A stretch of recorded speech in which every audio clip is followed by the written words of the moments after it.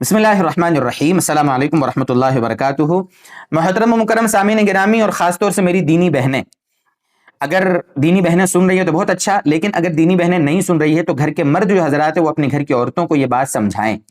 تراویح کی نماز جس طرح مرد حضرات مسجدوں میں جا کر یا کہیں پر کارخانوں میں کسی ہال میں کہیں پر بھی سنتے ہیں پڑھتے ہیں، کوئی 10 دن میں، کوئی 15 دن میں قرآن کریم مکمل سنتا ہے، کوئی 27 دن میں، کوئی پورے مہینے میں، تو 20 رکعت تراویح بھی پڑھی جاتی ہے، مرد پڑھتے ہیں الحمدللہ جماعت کے ساتھ، اور ساتھ میں وہ قرآن کریم بھی سنتے ہیں پورا الحمدللہ، اللہ قبول فرمائے۔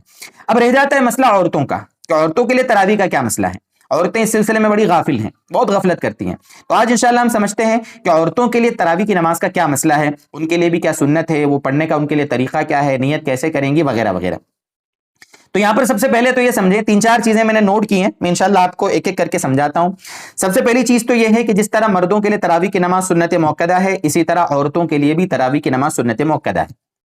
جس طرح مردوں کے لیے سنت موقدہ ہے، عورتوں کے لیے بھی سنت موقدہ ہے۔ پہلی چیز سمجھیں، سنت موقدہ کا مطلب ہوتا ہے کہ اگر چھوڑنے کی عادت بنا لی، 1 دن 2 دن 4 دن عادت بنا لی، پڑھتی نہیں ہے، تو ایسی صورت میں گناہ ملے گا، اور ہو سکتا ہو اللہ معاف فرمائے ہم کو کہ آخرت میں نبی اکرم صلی اللہ علیہ وسلم کی سفارش سے محرومی بھی ہو سکتی ہے، شفاعت سے۔ سمجھ لیں آپ، جتنی سنتیں اللہ کے نبی صلی اللہ علیہ وسلم کی، جس کو اللہ کے نبی نے بڑے اہتمام سے فرمایا ہو، ایسی چیزوں کو چھوڑنے کا یہ بڑا گناہ ہے، یہ بڑی وعید ہے۔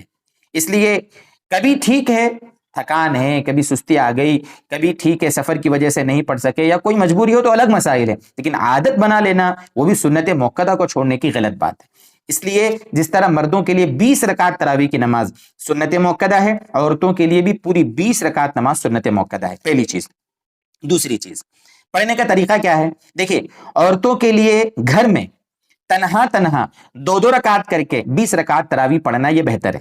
عورتوں کے لیے 2 رکعت کر کے اپنے گھر میں تنہا نماز پڑھنا بہتر ہے۔ نیت کر لیں، ٹھیک ہے۔ اگر کھڑے ہو کر پڑھنے کی طاقت ہے، دن بھر چونکہ مشقت کے کام ہوتے ہیں، رمضان میں بہت کچھ ہمارے بیچاری گھر کی عورتیں بہت کچھ مردوں کے لیے تیار کرتی ہیں، سامان وغیرہ وغیرہ، افطاری کا، کھانے کا، وغیرہ وغیرہ، بزی رہتی ہیں، شیڈیول بڑا بزی ہو جاتا ہے۔ تو اگر طاقت ہے، کھڑے پڑھیں، بہت اجر ملے گا دوستوں، میری دینی بہنوں، بہت اجر ملے گا۔ لیکن اگر نہیں پڑھ پا رہی ہیں، بہت زیادہ تھکان ہے، مشقت ہے، تو بھلے بیٹھے پڑھ لیں، لیکن 20 رکعت پڑھنے کی کوشش کریں۔ 4 6 8 رکعت آپ کھڑے پڑھ لیں، پھر چاہے تو بیٹھ کر پڑھ لیں۔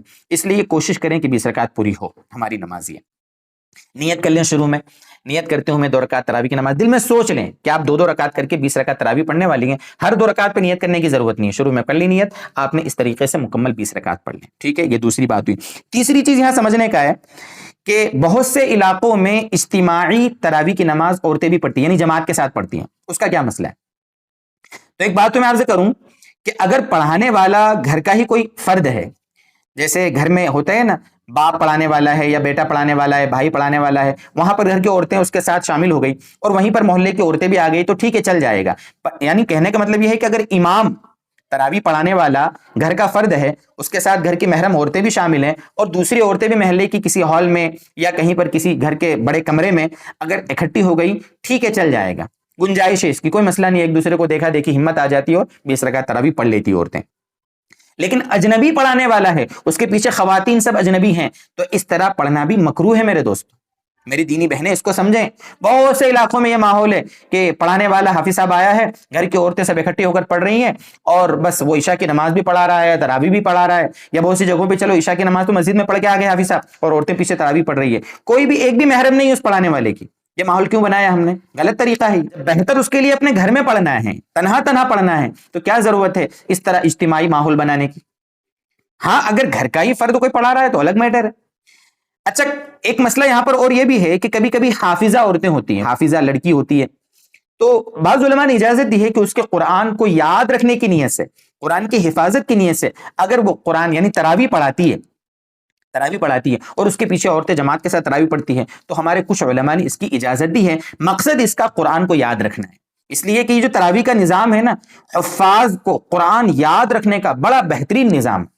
بہت سے حافظ صاحب ہوتے ہیں بیچارے، پڑھتے نہیں 2 4 مہینے قرآن، جب رمضان آتا ہے تو ماشاءاللہ بڑے اہتمام سے وہ قرآن یاد کرتے ہیں، قرآن سناتے ہیں۔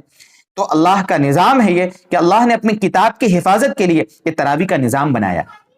اللہ کا شکر ہے کہ اللہ ہم کو توفیق دیتا ہے قرآن سننے کی بھی اور قرآن سنانے کی بھی۔ اس لیے میری دینی بہنیں آپ سے گزارش یہ ہے کہ اکیلے اکیلے گھروں میں پڑھیں، تنہائی میں پڑھیں، اللہ تبارک و تعالیٰ سے دعا مانگیں، 20 رکعت تراویح پڑھنے کے بعد 3 رکعت وتر کی نماز پڑھ لیں اور اس کے بعد اللہ سے دعا مانگ لیں اور پھر آرام کریں۔ یہ تھا عورتوں کے تراویح کے سلسلے میں اہم مسئلہ، نیت کا طریقہ، گھر میں پڑھنا ہے یا جماعت سے پڑھنا ہے، اس سلسلے میں کچھ باتیں آپ کے سامنے ذکر کر دی۔ اللہ تعالی ہماری تراویح کو، ہماری عبادتوں کو اللہ تعالی اپنی بارگاہ میں قبول فرمائے۔